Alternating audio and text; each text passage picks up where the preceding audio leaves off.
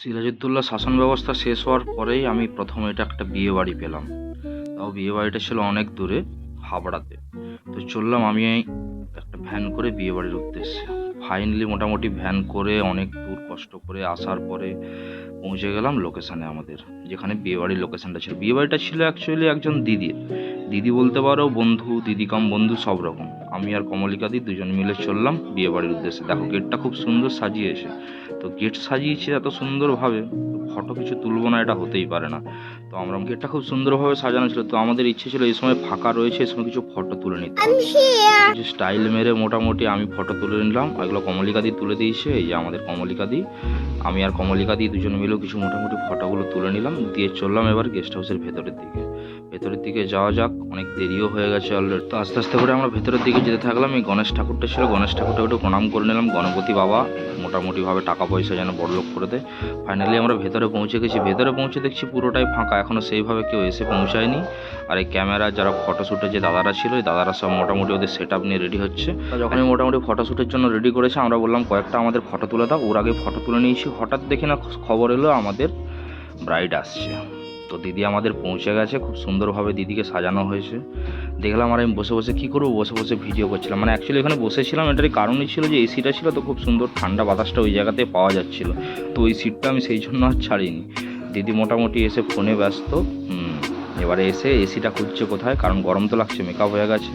আর বিয়েবাড়িতে বউ আসবে, ক্যামেরাম্যানরা ফটো তুলবে না, এটা হতেই পারে না, কারণ ওই দিনের জন্য দিদি হচ্ছে সেলিব্রিটি।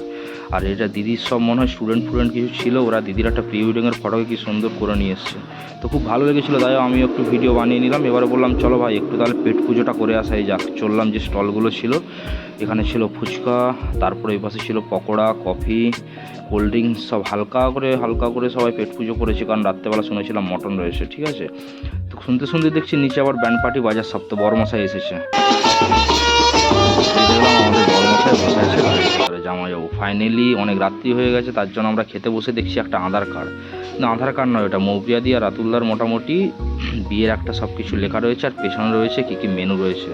সেই সব না দেখে মোটামুটি পেটের মধ্যে খিদে যখন ছুঁচোয় ডন মারছে, শুরু করে দিলাম আমাদের খাওয়া।